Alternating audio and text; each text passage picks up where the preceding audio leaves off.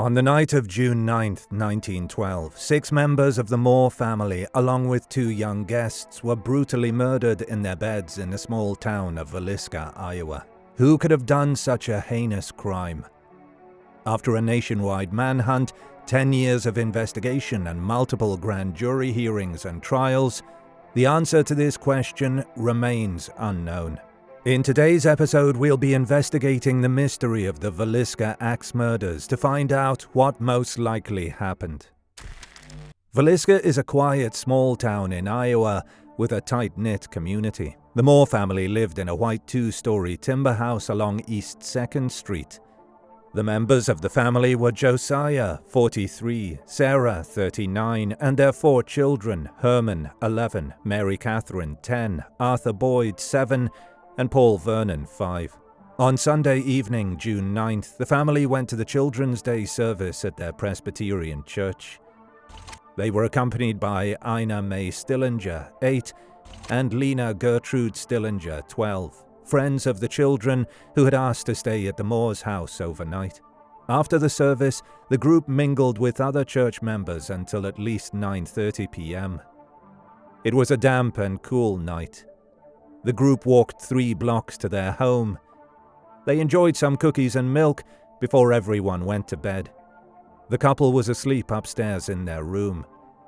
The 4 more children were together in another room down the hall. The Stillinger sisters were in a guest room on the 1st floor. Sometime after midnight, a person or persons unknown picked up the axe in the backyard and entered the house. All of the children were bludgeoned to death with the blunt edge of the axe, while Josiah and Sarah were hacked to death. After some time, the murderer left the grisly scene, locking the house behind him. At 7:30 a.m. the next morning, the Moore's neighbor, Mary Peckham, discovered that her neighbor's house was unusually dark and quiet. The family usually woke up early to do their chores, while Josiah left for work. Worried that something had happened, she went to the house and knocked on the door. After several knocks without a response, she tried the door only to find that it was locked. So she called Ross Moore, Josiah's brother, hoping that he could check on the family. Ross arrived at around 8 a.m. He knocked on the door and shouted, but he received no response. Using his copy of the house key, he unlocked the door and entered the house. He started looking around downstairs and discovered 2 figures covered with a sheet in the guest bedroom. Ross immediately told Mary Peckham to call the police. Henry Hank Horton, Villisca's primary peace officer, arrived and proceeded to search the entire house. He discovered that aside from the Stillinger girls, the entire Moore family had been murdered. The murder weapon, Josiah's axe, was found in the guest room where the Stillinger sisters were located. According to the coroner, the murders had occurred sometime between midnight and 5 a.m. The police found 2 spent cigarettes in the attic, which suggested that the killer or killers had patiently waited there until all the people in the house were asleep.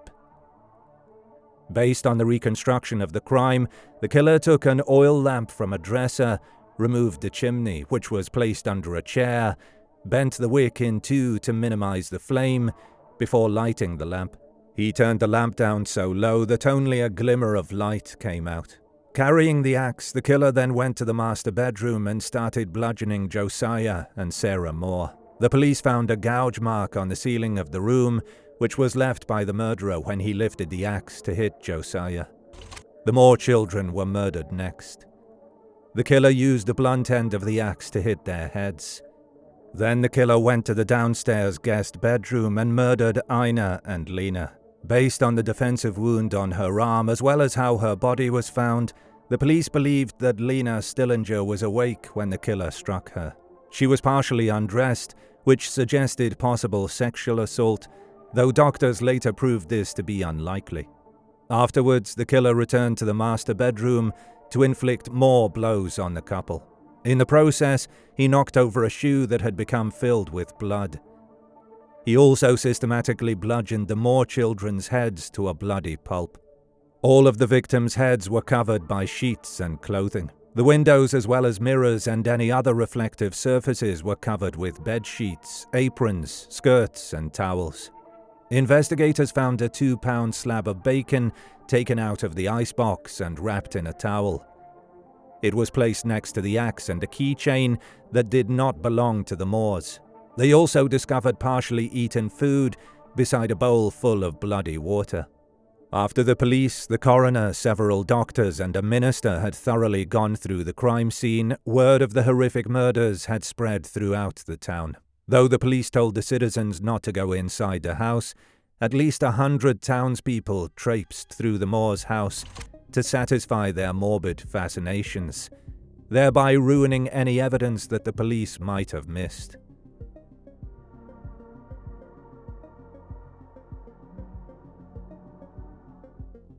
Who committed the Villisca Axe Murders? The police tried to search the town. However, with the 4 to 5 hour head start, they believed that he was already long gone. They even used bloodhounds to track the scent that the killer left on the axe, letting the dogs roam around the streets of Villisca and surrounding areas. Unfortunately, they couldn't find any leads. Despite the lack of evidence pointing to the identity of the killer, the police did have a few viable suspects. The first one suspected by the townspeople was Frank Jones.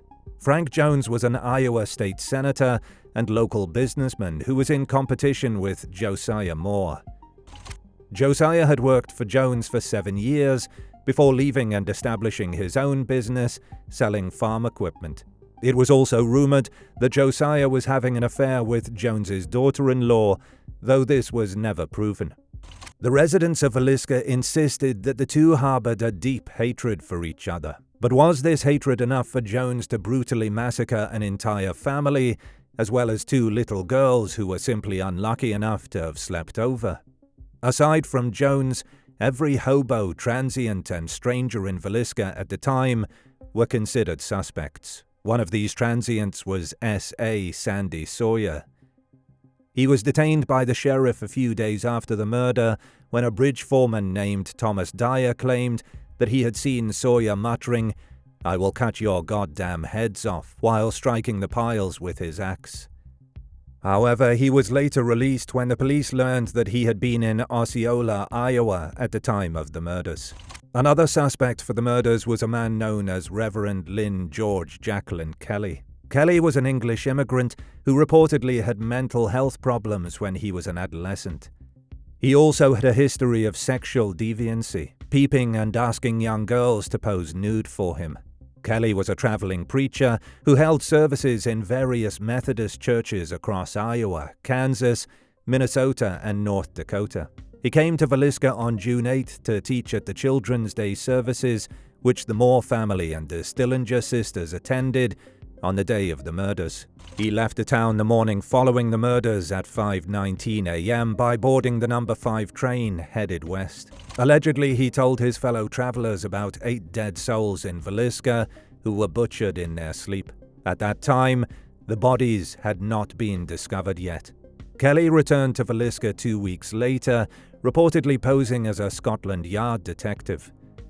He toured the crime scene with a group of investigators. In addition, he was very fascinated with the case, sending letters to the police and investigators. Reportedly, he also sent a bloody shirt to a dry cleaner sometime after the murders. Due to his odd behavior, the police became suspicious of Kelly and eventually arrested him.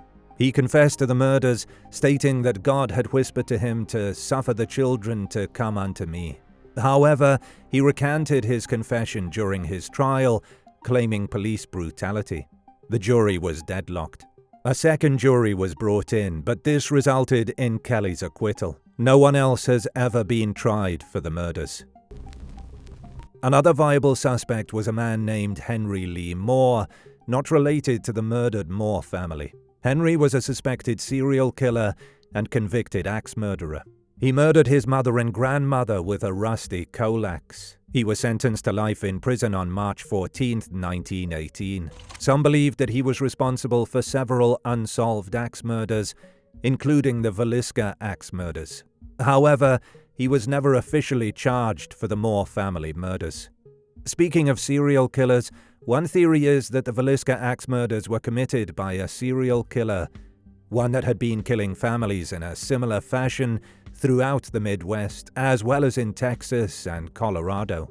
According to researchers, these crimes had several similarities. Aside from the fact that all the victims had been bludgeoned with an axe, in several of the murders, mirrors and windows were also covered with cloth or clothing. In addition, in 3 of the cases, the authorities found a lamp without a chimney, with the wick turned down low at the crime scene.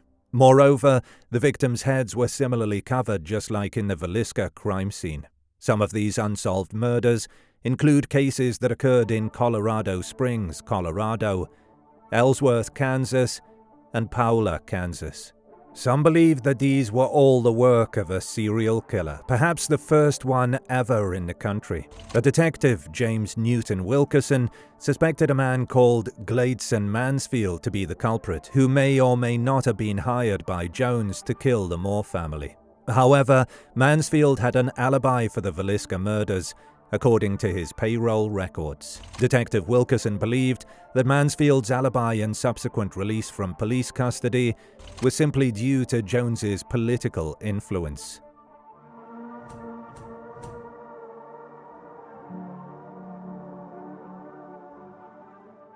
The lack of evidence in the Villisca Axe murders makes this case incredibly difficult to solve.